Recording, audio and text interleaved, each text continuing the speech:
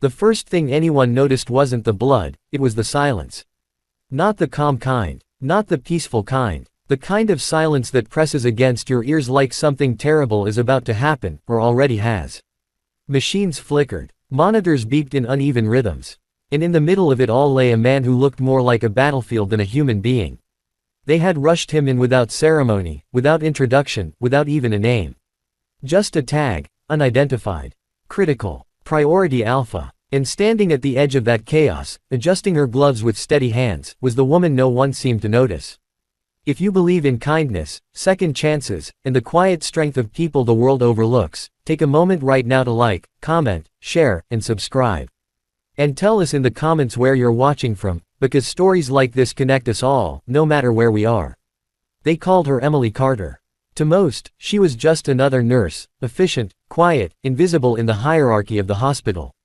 She didn't argue. She didn't demand attention. She moved like someone who understood that in a place where life and death collided every minute, ego had no place. But that night, something was different. The man on the table wasn't just another patient. His body told a story even before anyone could. Deep lacerations, shrapnel wounds, bruises layered over bruises, old and new. His pulse flickered like a dying flame, refusing to go out. "Prep for surgery," the surgeon said, his voice sharp, commanding. Dr. Richard Hale was known for his brilliance, and for the way he dismissed anything that didn't fit into his world of precision and control. When Emily stepped forward to assist, he barely glanced at her. "She's only a nurse," he muttered under his breath to a resident, loud enough for her to hear, dismissing her presence as if she were just another tool in the room. Emily didn't react. She never did. Years had taught her that words could sting, but they could also be ignored. What mattered was the patient. But as they began working, something shifted. The man's eyes fluttered open for just a second, barely a flicker, a ghost of awareness. His lips moved, cracked and dry, struggling to form words that seemed too heavy for his broken body. Emily leaned closer, instinct guiding her. And then she heard it. A whisper so faint it almost dissolved into the air. "You have no idea who she is." The words weren't for her. They were for the surgeon. And somehow, in that fragile moment between life and death, they carried weight. "Doctor." Hale paused, just for a fraction of a second. Then he shook it off, irritation flashing across his face.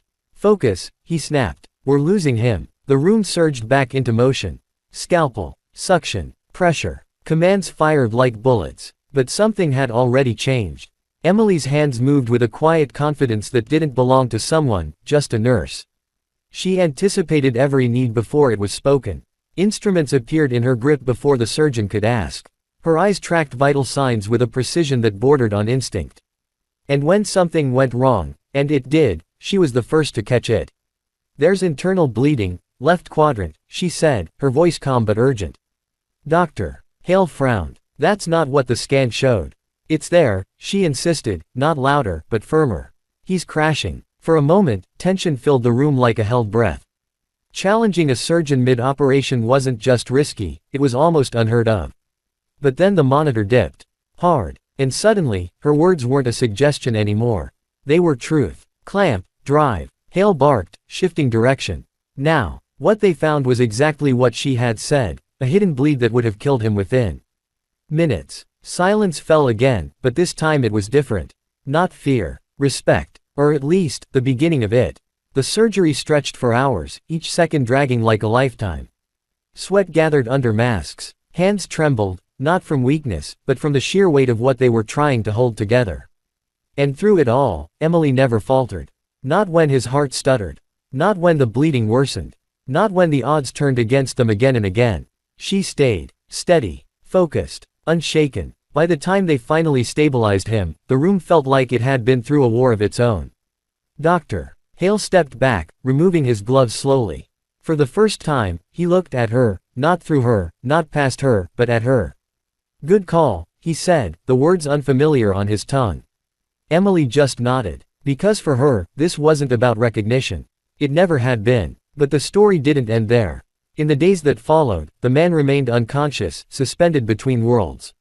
No ID. No family. No answers. Just a body fighting to survive.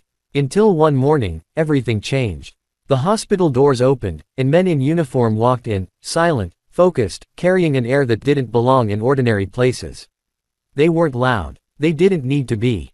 Their presence spoke for them. Navy SEALs. And suddenly, the unidentified patient wasn't so unidentified anymore. His name was Daniel Reeves. A decorated operator. A man who had spent years in shadows, doing things most people would never understand. And the injuries, they weren't from an accident. They were from a mission that had gone terribly wrong. When Dr. Hale learned the truth, something unsettled him, not because of who the man was, but because of what he had said. "You have no idea who she is." The words lingered. Because now, he needed to know.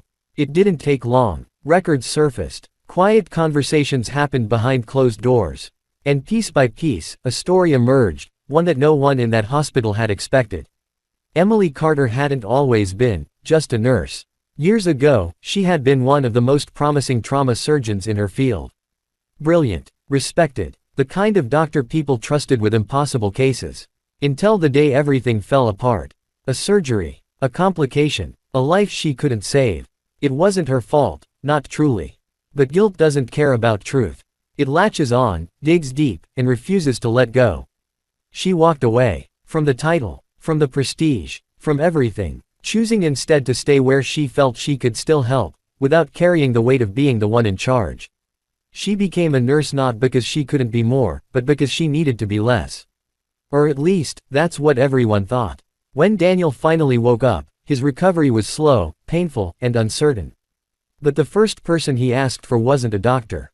It was her, Emily. And when she walked into his room, something unspoken passed between them. Recognition, gratitude, a shared understanding of things that didn't need words. He remembered, not just the surgery, but her. Years ago, in a different place, under different circumstances, she had saved his life once before. Back when she was still the surgeon everyone admired. He had never forgotten. And now, she had done it again. Only this time, she didn't even claim it. Dr. Hale stood in the doorway, watching. And for the first time in his career, he felt something he wasn't used to feeling. Humility. Because he had been wrong. Not just about her skills. But about what it meant to matter. Emily never asked for recognition. Never corrected anyone who underestimated her. Never revealed her past unless someone truly needed to know. She just showed up. Every day. For every patient. Giving everything she had. Quietly. If this story has touched your heart even a little, take a moment to like, share, and comment, because stories like this remind us of the strength hidden in ordinary people. And before this story ends, there's something special we'd love you to do. Write, "Kindness still matters," in the comments if you believe the world needs more people like Emily. Because in the end, the truth wasn't about titles. Or status. Or who stood at the head of the operating table. It was about the ones who stayed when things got hard. The ones who saw people, not positions. The ones who didn't need recognition to do extraordinary things. Dr. Hale never called her, just a nurse, again. Because now, he knew. And maybe, now, so do you.